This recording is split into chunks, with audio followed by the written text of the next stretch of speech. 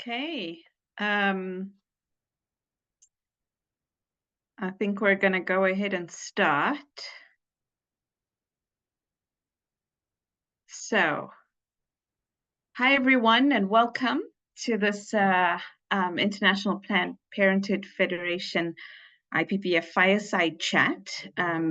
My name is Rehana Rasool, and I'm the Anti-Racism Advisor at IPPF. I'm welcoming you all today, and we at IPPF, we occasionally have these discussions called our fireside chats, and today it's actually gone a little bit viral, so we're glad that that's happened, and we welcome all of you, both from IPPF and our any external stakeholders that are in the room today. So thank you so much. I am currently sitting in Johannesburg, South Africa, so we have a multi-country panel at the moment. And I'll let the others introduce them as they come in. But I'm sitting in Johannesburg, South Africa. And we're really thrilled to have you join us from the various corners of the globe as we, look into this topic today. And our webinar is really exploring how colonialism and imperialism and other unfair systems have really shaped global public health policies and practices from both a global north and global south perspective, anything from eugenics to subordination of Black, Indigenous, and women of color. And so we're really welcoming you to this, whether you've been working in this for a long time or you're new to the topic. We hope that you'll get something out of it, and we hope that this webinar offers you a platform, for further learning, discussion, and inspiration. And please do park in the chat who you are, where you're coming in from today, and which organization you're from. We're really interested in hearing more about you. And so over the next hour, we welcome your inputs from your inputs to our keynote speaker, as well as I said, any comments and feedback. So without further ado, let's dive into this. And I'm introducing Alvaro Bermejo, who is our Director General of IPPF. And over to you, Alvaro. Thank you.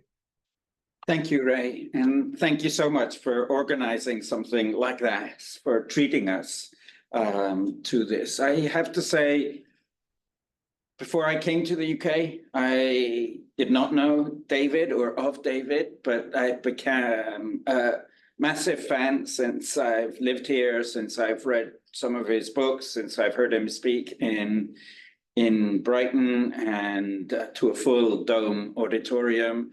And I'm just so privileged to be here introducing him to all of us. When Ray and Casper told me of the possibility of David coming, and were wanting to ask me, what should we get him to talk about? I said, let him talk about anything. I have always admired in him. One of the things is when he describes and talks and illustrates events that I had never cared about them until I read it, whether it was, I had never thought of the German Holocaust in Namibia or of events related to Black British history. But you hear him talk and it helps you so much understand what happened then and how those examples he's using to illustrate have influenced where we are now, that I sort of felt whatever he talks about, it's going to be important for us and a privilege to just close our eyes and listen very attentively. So in a way, it's that treat. But of course, in the discussion, there's so much that's directly relevant to us, that it's not just extrapolating from other events, but that's directly relevant to us and our history.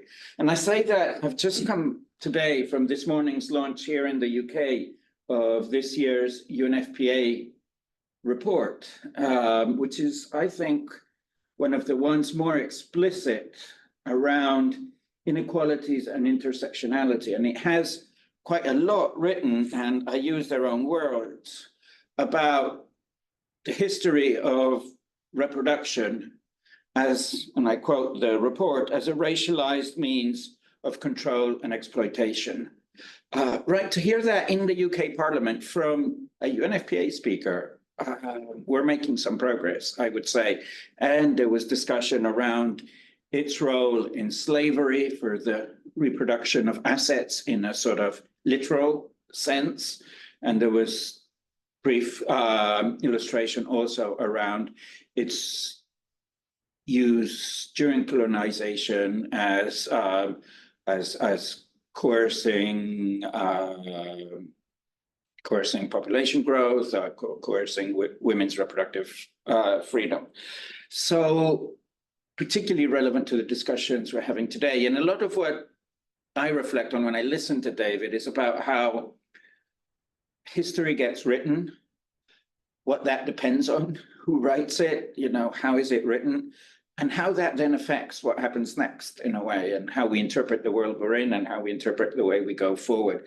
So I always come out, and I'm certainly not a historian, but always come out of that thinking, no, we need to own our history a bit more, because otherwise others own it for us and others write it for us and others interpret it for us. So here's, I think, a really important opportunity you have given us, Ray and others, with David here, to begin a more systematic process of reflection as an institution, I think. And David has experience doing that with The Guardian, where he sits on the board as well, of how do we own that past? So it isn't written just by those in the US who sort of coalesce around Margaret Sanger at the time, or by the opposition, or by others. How do we own it and write it in an authentic way, in a truthful, or with our own perspective, at least, in that.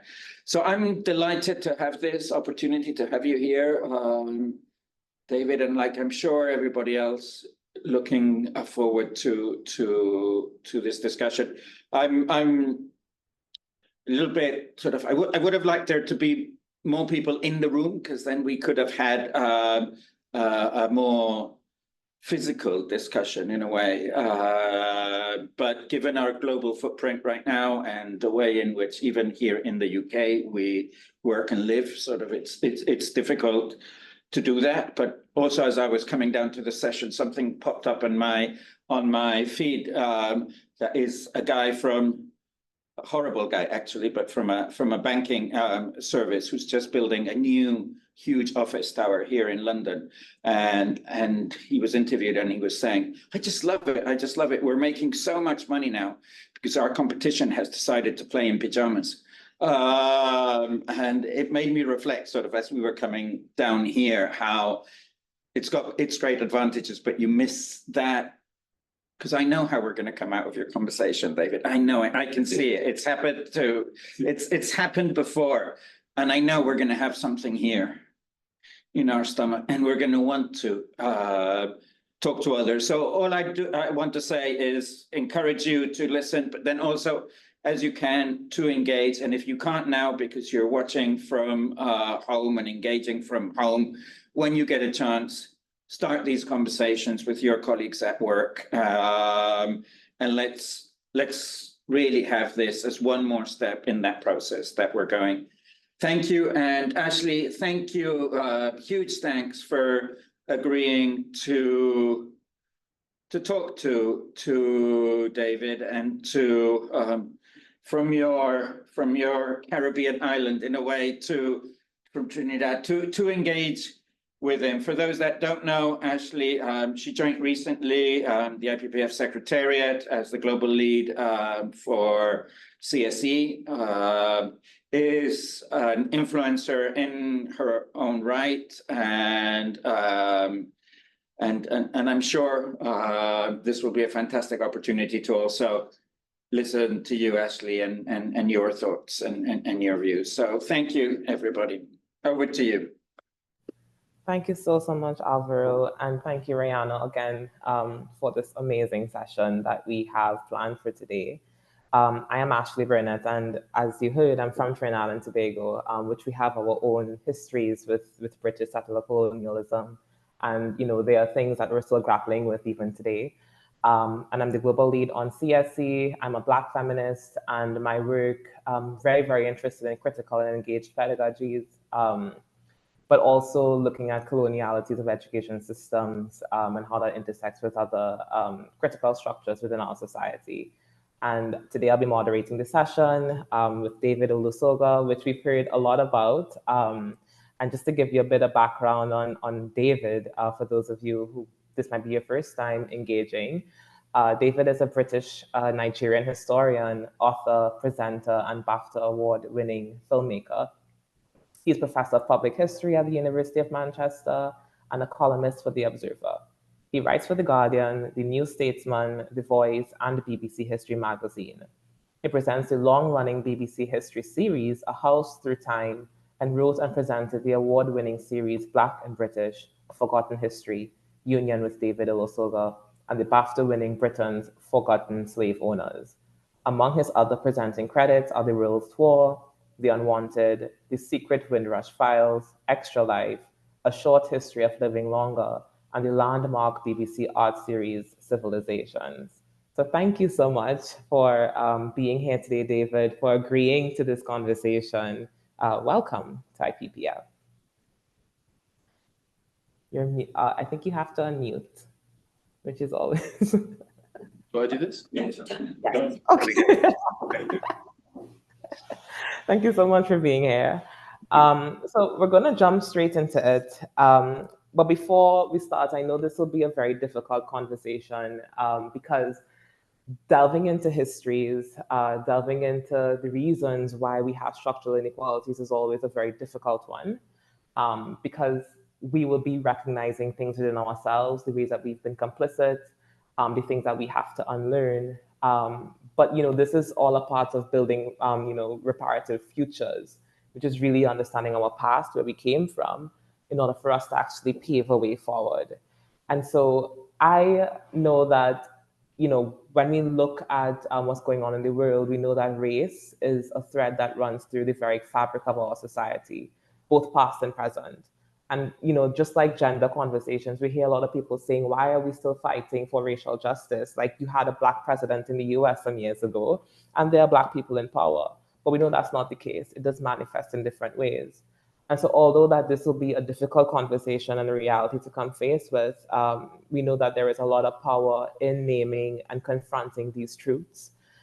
So what can you tell us about these histories? Can you contextualize for us race and racism in order to set the tone for how we are able to understand where we're at today? Would love to, yeah. I think one of the failings that has left us unarmed in this conversation has been the failings of historians, because for the very best of reasons, when historians began to recover the histories of colonialism, of empire, of movement and migration, they did so with a fundamental desire to try to put people who'd been erased from mainstream history back into the story. And so in the British context, we developed Black British history and Black Asian history that wanted to talk about those communities, those remarkable individuals, to talk about resistance. And it was about putting missing people back into the picture. What we didn't tend to do is something which is a lot less pleasant, which was to understand the authors of the ideas of race inequality, hierarchies of race. We wanted to make this a history that was about the people who'd been silenced and not the people who'd done the silencing. And as a result, I think we've made lots and lots of progress in repopulating European, American, global histories with marginalized groups. There's still a lot to be done in all sorts of different ways. But what we haven't done very effectively is talk about the ideas against which they were struggling and of which, to which they were subjected. And in order to understand the power of racial thinking and racial systems, you have to confront those individuals, their work, how those ideas evolved, how they were built, the amount of effort and energy and money and resources put into building them. And that journey is a lot less pleasant than meeting, missing Black people and Asian people from the past. But I think it's absolutely fundamental, because the history, these things we call Black history and African American history and global history and decolonized history, they have not wanted to incorporate the history of the evolution of racial systems, where these ideologies came from and how they developed. That is usually the marginal story, that we want to tell the story of people resisting those systems, not how those systems were built. And I think that has been a disservice.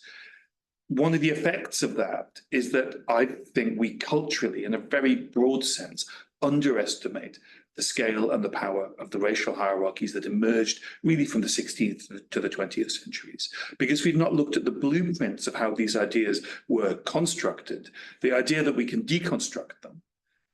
The task of deconstructing them is much more difficult because we don't talk very often about how they were forged. If you take anti-Black racism that emerged in the Atlantic world, really in the 17th and the 18th centuries in the European imperial context and the context of the United States, if we look at the history of the authors of those ideas, what you see is knowledge creation, or the creation of stereotypes and distorted, perverted knowledge, but on an industrial scale.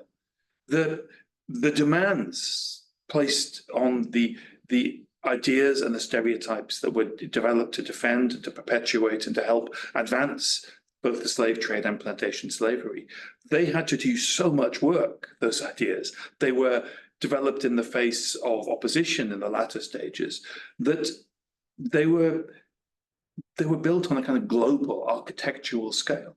They are absolutely vast. The slave owning in the British context, the same as the French context and the Spanish context, the slave trading, slave owning lobbies were enormously influential. I mean, Britain was the lead slave trading nation in the North Atlantic. The interest, the so-called West India interest that dominated London, the political scene in the late 18th century into the early 19th century, they were the best funded political lobby of their age. They could hire the best writers, the best journalists, the best cartoonists to develop, to propagate, and to propagandize the racial theories they used to defend the system of plantation slavery and the slave trade. Those ideas were also then armed with pseudoscience and Enlightenment forms of racial science. This is before Darwinian forms of racial science. That emanated from universities. And one of the things that this obsession, this understandable desire to recover missing stories rather than look at the systems that sent those people missing and the systems of oppression, was that we've underestimated the scale to which universities and knowledge production were the center of these. The authors of the ideas of race very often are scholars, very often they're in universities. Those ideas that emerge in a scholarly world are then transmitted in popular culture. One of the things I'm very interested in the British context is something we think of as American, which is blackface minstrelsy, the tradition of Black people, well, white people in black cork, impersonating forms of dance and African American music. But it wasn't American, it was global. It was enormous in Britain. It was in times more popular in Britain than it was in the United States, and it was never popular in the southern states of the United States as much as it was in Britain. But also that spread to South Africa, it spread to Australia. These phenomena, these cultural ways in which ideas that develop from the slave owners and slave traders and imperialists that are given legitimacy by scholars are then put into popular culture is just a vast process. So we're now in the 21st century seeking to dismantle processes, and we haven't really spent the time investigating how those ideas were built. And I think that's one of the challenges that is kind of rushing towards us, because the desire to confront these ideas is there. But the knowledge of how to deconstruct them is missing. And whether it's an idea or a car or a building, if you want to deconstruct something, you need its blueprints. And the blueprints of racial stereotypes, racial hierarchies exist within millions of scholarly articles, millions of cultural artifacts from the 17th to the 20th centuries. And we've only just begun to investigate that. Thank you so much. And just as a follow-up, why should understanding these histories matter to us now? Matter now, but also to us as people? Because to understand behaviors and outcomes in the 21st century, it cannot be done without understanding where those ideas came from. The example that I think is sometimes, to me, the most shocking is you can trace very clearly one of the most powerful ideas that was contaminated European and North American thinking, and South American thinking for that matter, in particularly the 17th and 18th centuries. And you can trace that idea to the present day. That idea is about pain.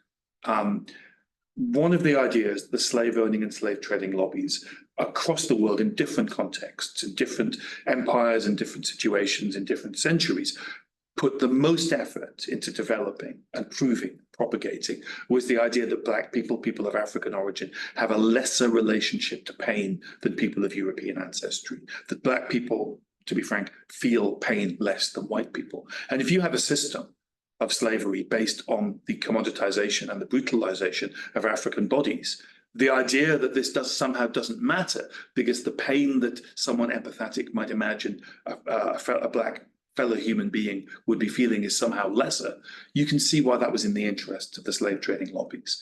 And you can trace this idea through almost every empire there is, and the United States and South America, from century to century. So in the British context, in the 18th century, we can look at the work of a doctor, and a lot of these people who are writing are clinicians and they are academics. A guy called Benjamin Moseley, writing in Jamaica in the latter decades of the 18th century. He was the governor Surgeon General, I should say, of Jamaica. So he was the chief doctor of Jamaica when Jamaica was a slave colony. And he wrote a long book about the environment, the culture, the climate, and also the human populations of Jamaica. And in that, he writes, it's one of the first instances in the British context, about witnessing Black people enslaved on plantations not feeling pain the way that white people do. He said that Africans could endure pain in a way that would be insupportable. That was his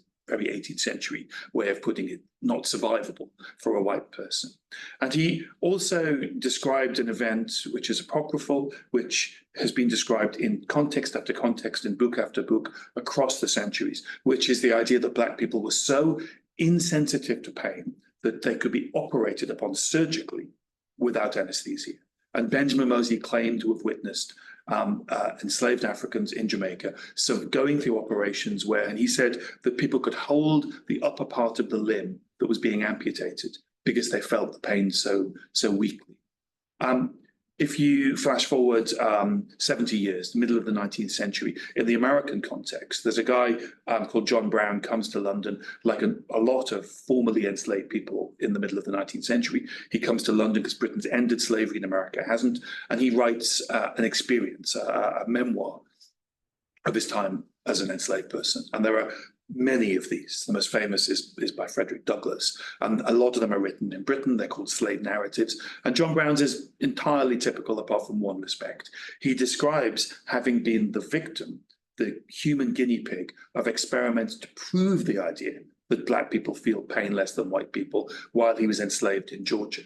So this is 70 years after Benjamin Moseley's writing in Jamaica. This is in a different context in the United States, not the British Empire. And again, the same idea. Somebody being used in medical experiments against their will, an enslaved man with no rights, to prove these theories. Flash forward another 70 years. The French Empire, the French colonial empire, nothing to do with slavery. The work of Charles Morgan, who was the great racial theorist of the French army in the years leading up to the First World War. He again describes this, the belief, and quotes French doctors, colonial doctors, who propagate the idea that Black people feel pain less keenly, less sensitively than white people.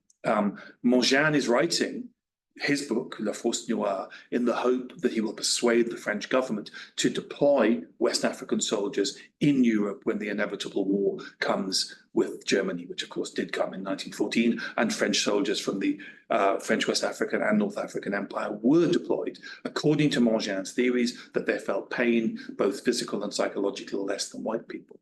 Now, you can trace those ideas over 2-3 centuries, different empires, different contexts. The really frightening thing is those ideas exist now, because we have study after study, most of them American, but not all of them, showing that clinicians in the 21st century underprescribe people of African heritage pain relief. They do it not just for Black adults, they do it for Black children. There's a study from 2014, so just a decade ago, called Dorr et al., which is a study of how children perceive the pain of other children. And what that study showed is that when children were shown pictures of other children, of different racial, different ethnic backgrounds, and asked to rate how much pain those children would feel in different scenarios, the children almost universally underrated the pain of Black children and rated more highly the pain of children with lighter skins. And the Black children in that study also underrated the pain of the other Black children would be feeling. We can see it in the pain relief that is received in hospitals. We can see it in repeated clinical studies. Now, those ideas, that notion that Black people feel pain less than white people, the men who invented that idea have been in their graves for 2 or 3 centuries. But that idea is operating in the 21st century, and the clinicians doing it don't know they're doing it. They're not doing it because they're bad people. They're not doing it out of malice. They're not doing it really out of racism. They're doing it out of the fact that racial stereotypes, deeply held racial ideas exist almost in the ether of our society, that they're there and they've been there so long that we don't even notice them. These ideas, they exist in a deep cultural level that means that we don't often analyze them. And that's where the history is useful. Understanding this idea came from somewhere. It had a motivation and it was invented. It didn't emerge organically. It was put there, propagated, instilled into our culture. I think helps us to recognize that this is not about malice and individual racism. This is about systemic cultural forms of racism. So I think the history is fundamental to getting us to that point, to recognize that the way race operates is sometimes so subliminal that we are blind to it. Absolutely. And, you know, like I'm speaking from my Caribbean context, there is this, and why I'm specifying the Caribbean, because there is this belief that racism and racial oppression doesn't exist because it doesn't look like other parts of the world. You find predominantly Black people there. There are, you know, people who would have descended from indentureship. So we have Indo-Caribbean people, and it looks a bit different. But of course, the principles are still there of domination. But one thing we always hear a lot is this trope of being a strong Black Caribbean woman, right? My mother would have told me stories of it being ignored when she had severe menstrual pains. This is something they said, well, we don't suffer from that. Like that was literally the things that we would hear. And through my work, I've seen so many people who have been misdiagnosed, and I'm sure a lot of people who are here working, who are stakeholders working across IPPF, have seen that there is a disparity when we look at maternal mortality rates and see, you know, how Black people are disproportionately affected, the misdiagnosis when it comes to cervical cancer, this understanding that, this belief that we're lying about our pain and not going further into really assessing what is the underlying issues and you know, providing life-saving care. So I think this is really critical for us to understand. And I think this really leads us into this question of, you know, looking at the project of domination and white supremacy and the fact that it does shapeshift. And we have to realize that. We have to know that it looks differently. It's even, I guess, more tricky to sometimes put a finger on because it's masked itself. Which is why I think it's so important for us to understand these histories, right? And as the world evolves, these things do too. And one aspect of this is eugenics, and you're talking about that too in your previous responses. But can you explain a bit more specifically, how did eugenics come about? And how does this intersect with racism? And maybe why is it still lingering with us today? Yeah, before I do, I'll just talk about the power of those ideas about the strength, supposed strength. So the odd thing about the racism that developed in the Atlantic world was it said Black people were subhuman and superhuman, that they were inferior and yet in some ways, in physical terms, superior. Black people were of the body, white people were of the mind. So I was born in Lagos 54 years ago. My mother had a normal labor, gave birth to her second child, and she was taken to the ward of this hospital in Lagos. And automatically, the nurses, after they'd wheeled my mother in, took all the fans in the ward and put them on my mother, who was white. and they took them off a woman who had a very difficult C-section birth. And my mother, who'd just given birth, that was not to the best of at her strongest, had to really plead to these nurses to say, would you please put the fans back on the woman who was in great discomfort. Now, this is Black nurses in a hospital in a West African city. They're not doing it because out of some sort of malice. They're doing it because they believe that this white woman is fragile in a way that Black women aren't, irrespective of the fact that one had had an easy birth, the other had had a very traumatic experience. So I was sort of like born in a kind of racial incident, as it were. So it's very powerful. And I don't think unless we follow the trajectory of why these ideas are implanted into our culture, into our minds, and into our subconscious, which is the really painful thing to think about, that we can address them, and their backstory is fundamental to that. The other backstory, which I think is beginning to emerge more and more, is the story of eugenics, which is a racial story, but it's also not a racial story, because people in the 19th century, when this philosophy, to give it far too grand a term, emerged, saw race in ways that we don't. They imagined white people to be constitute multiple races. People questioned whether the Irish, the Celts, and the English were one race. The idea that the people of Southern Europe were the same as the people of Northern Europe, those ideas were contested. There was a notion of a big white race and a small white race. There was also ideas about criminal races. And as much as we might talk about in Britain about people being working class, sometimes people talked about, sub-races and working races. So race is a really multifarious term in the 19th century when these ideas emerge. Eugenics emerges from a longer tradition and also a specific moment. There has, for much of recorded history, been incidents and recording of societies seeking to do what we have done for millennia to animals, which is do selective breeding, to take the weak and destroy them, so that the idea that a people or a race will be strong, that those who are deemed to be inferior will be, in effect, weeded out. Plato describes this in 400, must be 400 before the Common Era, in his book Republic. There's stories and there's archaeological evidence to suggest it's true that the Spartan civilization would examine children who had been born to determine whether they were worthy of life, whether they were strong enough not just to live, but to live as Spartans and to be part of that militarized society. So those ideas had always been there. People had been selectively breeding animals to create positive outcomes or useful outcomes for millennia. What makes eugenics different is that it emerges out of a moment from which Darwinism emerges. It doesn't emerge automatically from Darwin, and I think there's a lot of argument to say Darwin certainly wasn't a eugenicist. There's an argument to say Darwin wasn't even a social Darwinist. But Darwin creates, his addition to the debate is a mechanism by which selective natural selection happens. People had noticed natural selection, but they hadn't found a mechanism that explained it. In Darwin's second book, The Descent of Man, in the 1870s, he applies in a very careful way some of those ideas to the story of mankind.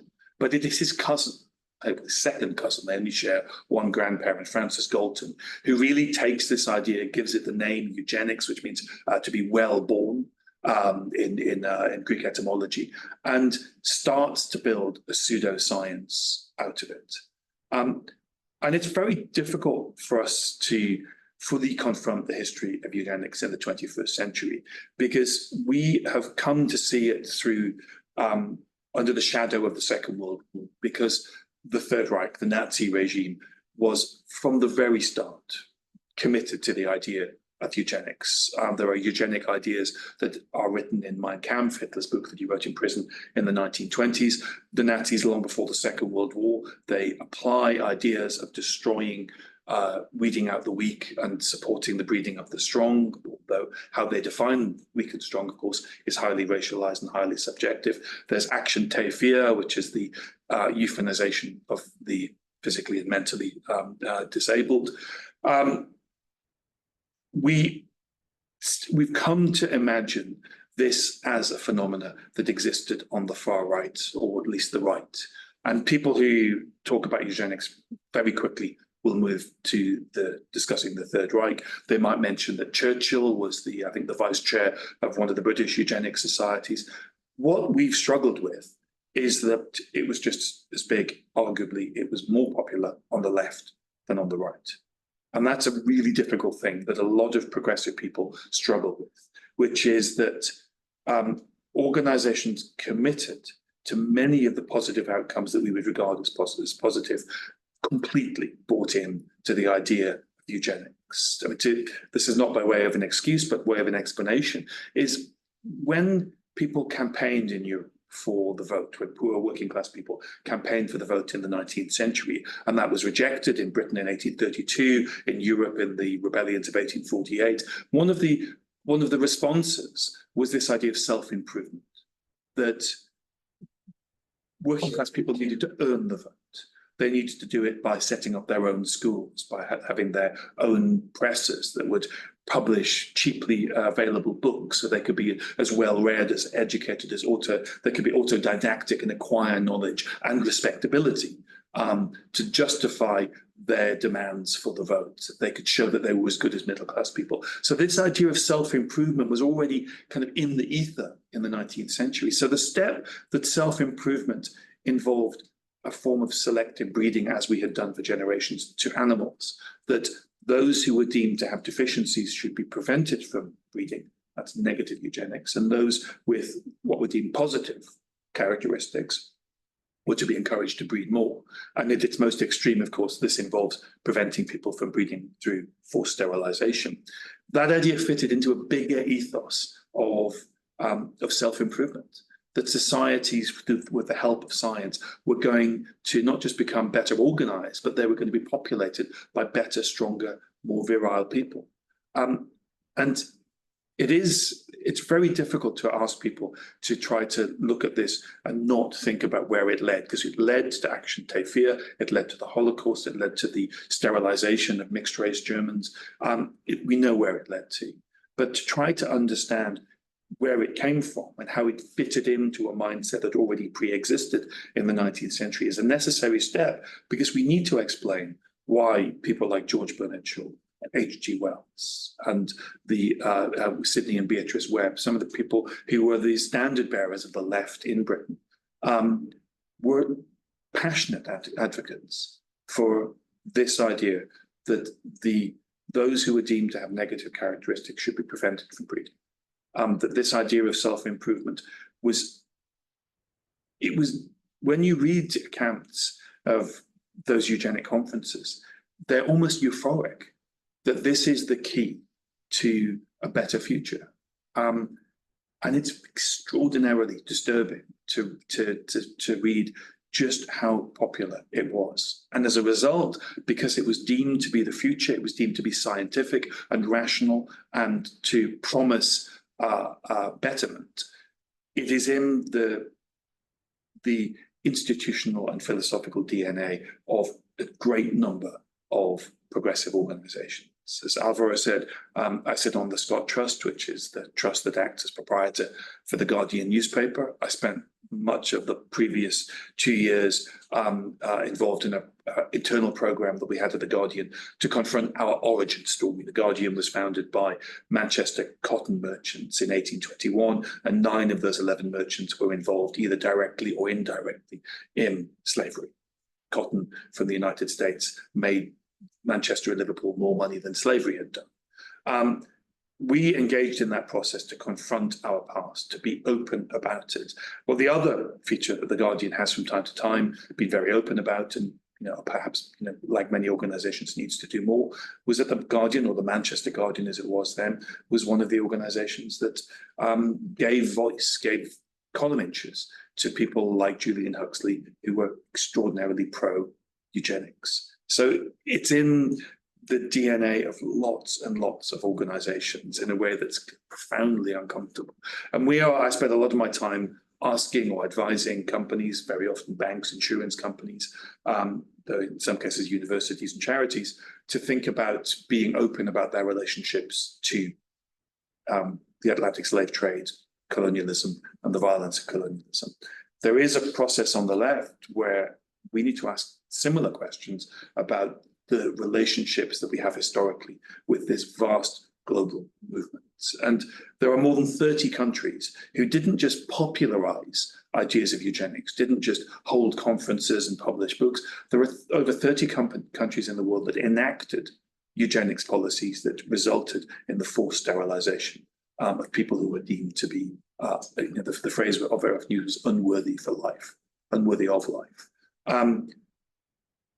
Japan, Sweden, the United States, Britain didn't, but Britain was one of the engine rooms of this idea. It passed some eugenics influenced laws about mental capacity, but it never passed a sterilization law, although it tried to, and that law was taken out, that clause was taken out in the readings in the House of Lords. This is not me advocating for the House of Lords, by the way. So it is really difficult because this is something that was arguably more influential on the left than the right. And one of the difficulties I think progressive organizations, progressive sectors have is the phenomena that sociologists call moral license, is that organizations who are committed to try to be progressive, to improve the world, we give ourselves the moral license very often to not be as self-critical and self-analytical as organizations that don't have those progressive ambitions. If you look at the levels of diversity and inclusion in both racial and in socioeconomic class terms in sectors across the United Kingdom, and it's very similar in other countries, the sectors that are doing worst tend to be the most progressive. Music, universities, television, theatre, curatorship, the arts. Very often the organizations doing best, banking, insurance, sometimes law enforcement, they don't have any moral license. They don't have the delusion of virtue to inhibit their self-analysis and the process of being self-critical. So this is an enormous challenge for the left to confront a history that was as much, if not more so, a history of the left than the right. Yeah. Thank you so much. And, just a quick thing in the chat, I was mentioning a colleague about the Q&A. So just in case folks are seeing it, it was, multitasking on Zoom is always difficult. I think you raised a really good point and made me think of a quote of an Indigenous activist, Tila Reid, and she speaks a lot about reckoning. And it requires us as everyday people to make those bold changes, right? Like we have to ask the right questions, we have to show up, we have to be critical and to really assess the ways that we are complicit, how we've internalized these beliefs. And I think even for myself, I've believed that strength trope. And we can't always depend on our systems within the classroom to teach us these things, because I did not learn about eugenics in class. Even at university, it took me asking those questions to be able to understand how these things intersect with our reality. And I know that this was a lot for us to hear, a lot for us to digest. And so before we head to the Q&A, I have a final question, right?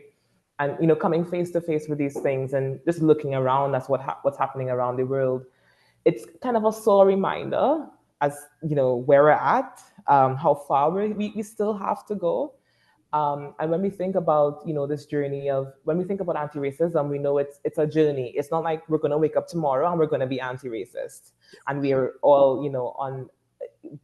encouraging liberation for all people within our field, because there are a lot of tensions within the development sector, how funding is distributed, how research is done, even in public health as well.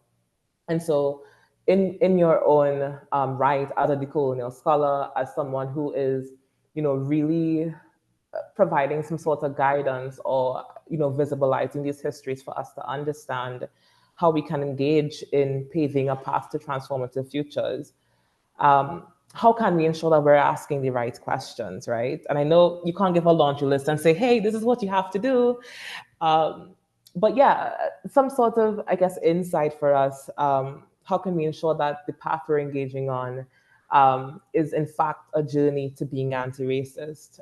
What approaches maybe we need to put forward to ensure this? Well, I think you're on the right path because it's uncomfortable.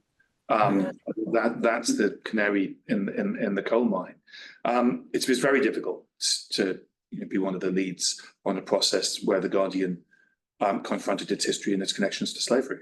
A lot of the criticism was entirely predictable. A lot of it was very hostile, but it was better to do it than not to do it.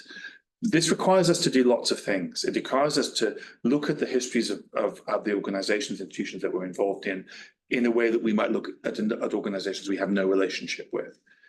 It's to be as critical inward as we are outwards.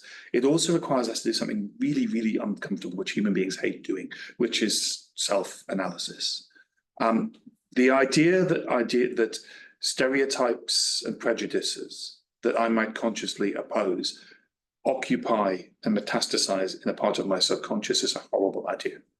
Now, I would love to think that was brought up by a single parent. I've got many sisters. I would love to think I have only one child and she's a daughter. I'd love to think my conscious feminism means in every encounter I've ever had with women has been guided by that conscious feminism. But I was brought up in a misogynistic society. And if I were to, it would not be a pleasant task, and go and talk to everyone I've ever worked with, every woman I've ever been with, I'm going to find moments when my subconscious operated over my conscious. And sometimes, and this is the thing that it's important if you ever catch these moments, is sometimes your conscious catches your subconscious. I'll briefly tell you the best example I've had. I was on an interview panel. We had a white male candidate, very polished, ancient universities, posh schools. The next candidate was a single parent, a woman with a regional accent, which in England, Orwell said having a regional accent in Britain was like being branded on the tongue. It was a sign of inferiority. That was brought up by a single parent mother who has a regional accent. And yet, despite that, I found myself and I caught myself in this interview giving her less credence, beginning to discount her. Despite everything I've ever read, learned, everything I believe in, all of my conscious opinions, that those ideas that this woman, because of her gender, because of her class, because of her accent, that she is less capable in some ways, that clearly is in there because of the society I grew up in. And recognizing those moments and the power of these ideas to short circuit our conscious, it's really difficult. It's embarrassing for me to say this to you today. But those moments are actually enormously valuable, because what matters is not me being uncomfortable. It's the woman going for a job not being dismissed because of some nonsense I picked up in the 1970s that I've imbibed from my society. My discomfort is of no significance compared to I can't operate in a fair and equitable way unless I'm willing to acknowledge that my subconscious can contain, despite myself, these ideas. So that's a really, really difficult thing to do. The other thing, very briefly, is we need to recognize that we're not doing this in a fair environment. We're doing this in a hostile environment where any organization that is honest about its own present day failings, honest about its connections to whatever it was, slavery, empire, eugenics, will face an unfair attack, will be that moment of honesty and reflection will be deemed as a moment of weakness by the opposition. But the frightening thing is that if we don't do it to ourselves, they will do it to us. Now, The Guardian, we had a very difficult moment saying, here's our history. It's really painful. We wish it were not like this. We wish that these men who gave this money to found this great newspaper had not been involved in the murderous exploitation of Africans. It would have been a much, much worse scenario had the Daily Mail carried out those two pieces of academic research, and that it had been a big project that they had launched, or a hostile newspaper in America where The Guardian also operates. And what I'm seeing again is I'm seeing from very wealthy organizations with very difficult histories who are not in progressive sectors, I'm seeing them engaged in analyzing their own history. Earlier this week, I was in the final meeting of an organization that I can't name with a really bad history that makes The Guardians look like a small issue. They have opened their archives up to historians. We're going to publish their report. They just want to know what's coming. They want to be able to say, we've done this, we've analyzed this. What they don't want is a bunch of academics over whom they have no influence doing it by themselves. And the same thing can be inverted between progressive, right and left. There are people for whom the history of The Guardian, if they had known it, if they'd had the inclination to dig it up, could have been a great culture war weapon. So we're not doing this in a sort of neutral environment. We need to analyze our own histories and our own relationships and our own current failings. Because if we don't, someone else will do it for us, and they'll do it with the worst of motivations. Absolutely. I think those are some really great places to start. And I'm seeing folks in the chat also affirming that, right? It's not just within this sector we have to make those changes, but also in ourselves, because the sectors aren't faceless. It's actually run by real people like us. So thank you so much for highlighting that. And before, I know we have 8 minutes left in the conversation, but I'm going to pass to Ray for the Q&A. But thank you so much. It's been an honor.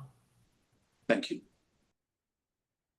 Great, thanks, Ashlee. And thank you, David. We've got a couple of questions, but I just wanted to also say that it's very interesting also how history shifts and changes, and that growing up in South Africa under apartheid, you looked at the history of Winnie Mandela and how it was carved, for example, and then how it has shifted and changed, since then, and how we see the influences on her even, during the struggles that she faced, etc. And her persona has shifted from the time that she presented to the Truth and Reconciliation Commission in South Africa. So I'm always interested in how those shifts also happen. But just a couple of questions that we have, and I know we can't take them all, but I'm gonna ask about 3, and then I'm gonna leave you to answer those. And I think the first one is really from Issa 2, who asks, what policies and legislative measures are needed to dismantle systemic barriers to, specifically, she talks within a sexual reproductive health and rights sector faced by kind of racial and ethnic minority communities. And that's the one. And then Celine is asking, are you also looking and studying at how these ideas have insidiously invaded the imaginations of Black people and people of color? And I think the last question that we can ask is, what advice do you have, for example, for donors, especially they mentioned the UK Foreign Commonwealth and Development Office, FCDO, in their work on SRHR and global health regarding race, decolonization, and UK history? And I'm sure sitting in where you're sitting, I'm sure you have some good feedback on that one. So I'm going to leave those 3 questions there. And hand back to you. Thank you. Well, I think one of the hardest things a battle we need to fight is the narrative that you hear in lots of different contexts, but you often hear in officialdom context that these battles are over, that these struggles have been had, that this is like a mopping up operation, that these injustices were undone during this 20th and second half of the 20th century, and that these are merely small issues that are being kept alive as grievances. And I think confronting that idea, trying to build recognition that ideas built over centuries with vast amounts of resources for deeply practical purposes, maintaining vast industries, justifying colonial takeovers. Ideas built on that scale over that time scale don't disappear. They don't fade away. They don't wither on the vine. They have to be deconstructed. And the recognition of this is why the history is so important, in my view. When we understand the scale and at which those ideas and those stereotypes were assembled, I think it illustrates to us the scale of the task facing those who want to demolish them in the 21st century. Empire lasted centuries. The building of these ideas took centuries.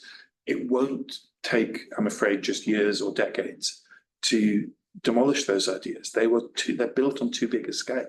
So I think recognizing that, whether it's an NGO or a donor, and recognize that more deeply within our cultures, I think is fundamental.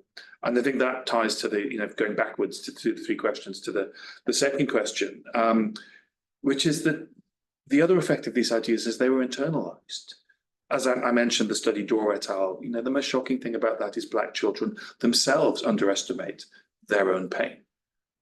It is not just, people who are racialized as white doing these things to us. It's that these ideas and stereotypes and hierarchies are so pervasive and so powerful and so vast that they were deeply internalized. I mean, there's another example which I'm very briefly on, which I think is really telling, which is in sports commentary. Research has been done in Britain and America, in American professional sport, also in British Premiership, looking at the comments used to describe the attributes of football players and other athletes. And what happens is, in many of these studies show that Black people are described as physical, strong, athletic, powerful, and white players are described as tactical, strategic. Ideas about the mind for white people, ideas about the body and physicality for Black people. And again, many of the people who are commentating are themselves Black. And they don't know they're doing it. Like the doctors who are under-prescribing pain relief for Black kids. They're not doing it because they're bad people. They're doing it because our society has internalized these ideas over centuries. And it affects everybody, not just white people. And I think that there's a power in that message, because people are trying, there's a political impetus to try to say, here's these terrible progressives attacking white people for your terrible ideas, making you feel guilty for being white. It's not a case of victimizing any group. It's about all of us who say, and most people do, that we want to live in a society not shaped by race, recognizing we have to do something about it, that it won't just end. It will not just fade away. These ideas are too powerful. And now I forgot what the first question was. Could you? No worries, I understand. I think it was about policy, really, policies and setting policies and how to shift them. And I mean, she was asking specifically with regard to sort of sexual reproductive health and rights, but I think you could also speak more broadly, maybe about it as like, how do we shift things in that space? Well, I think almost everyone in this room probably could speak more authoritatively than me when it comes to reproductive rights. I think this is not dodging the question, but I think it is something fundamental. We presumed, and this is actually one of the foundations of critical race theory, the demonized form of Black scholarship. One of the bases of that was the presumption that was there in the post-war period that if you passed laws, racism would fade away. If you made it illegal to discriminate in employment or housing or education, that racism would fade away. Critical race theory emerged out of a recognition that that hadn't happened. American schools are about as segregated now as they were in the 1960s. People have social engineered whole communities to segregate, to reimpose segregation. Laws didn't bring about the changes. And many of the people who attacked civil rights in Britain and America did so because they believed if you changed the law that racism would fade away, and they wanted to defend racism. We've overestimated the impact of legislation on bringing about cultural change. And I think the problem is that this change is cultural. It is about the recognition of the trajectories of the ideas that still shape lives and life outcomes. It is the recognition that these ideas populate our subconscious and not just our conscious, and that this is a shared collective battle. It's not Black people versus racists, as it's sometimes proposed. It's all of us who want to live in a society freed from inequality and racism, recognizing that this is a collective struggle, and a struggle that will take a long time, I'm very sad to say. Great. Thank you. And there's actually a nice comment here that says, in addition to knowing history, it's important to also know, sorry about that, it's important to also know concepts and the language to have a common understanding.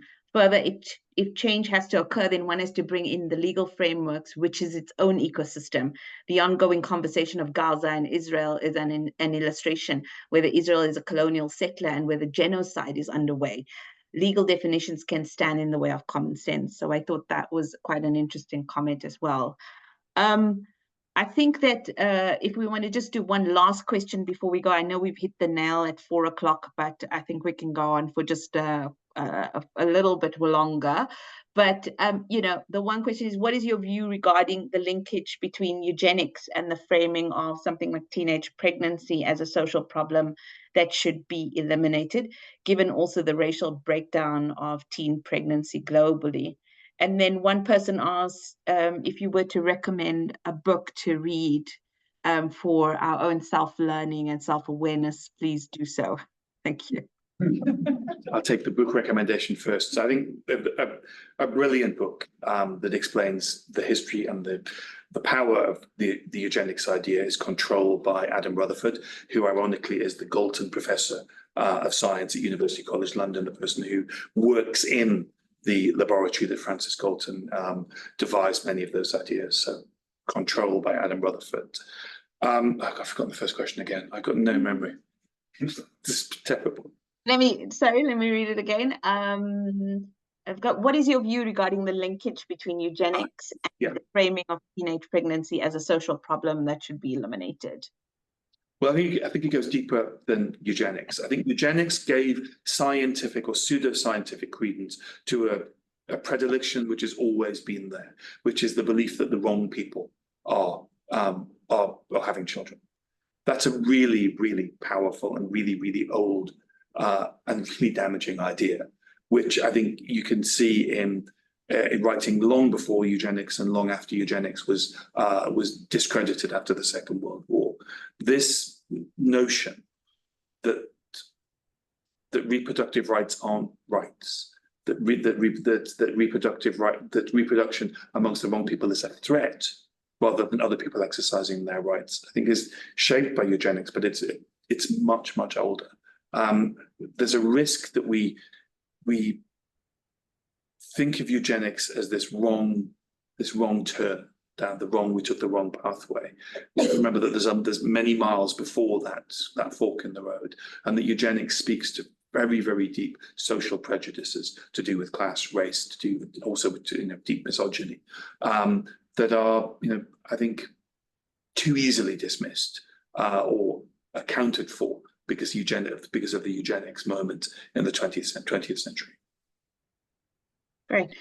Thank you, David. So we've come to the end of this conversation. I think one last question for me is, if you were to do this introspection, you said you did the introspection at The Guardian, was what would you say was, you said the toughest thing was that confronting that history, but putting it out there and talking about it, what do you think, what public implications would that have for an organization that came out and did that? And we've seen it with The Guardian, but in your words, what did you feel about that piece?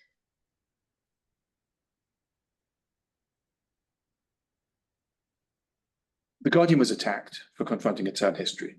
It was like giving ammunition to your enemies.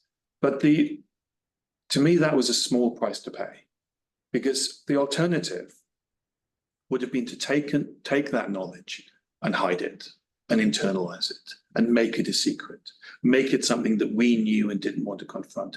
Many organizations who are doing this sort of research into their histories, they hire academics on the basis that they will decide whether or not to publish. I've always said no if that's the basis, that you want academic freedom. The organization I mentioned earlier, despite the horror of its history, is perfectly, has always accepted that the academics will choose to publish the report.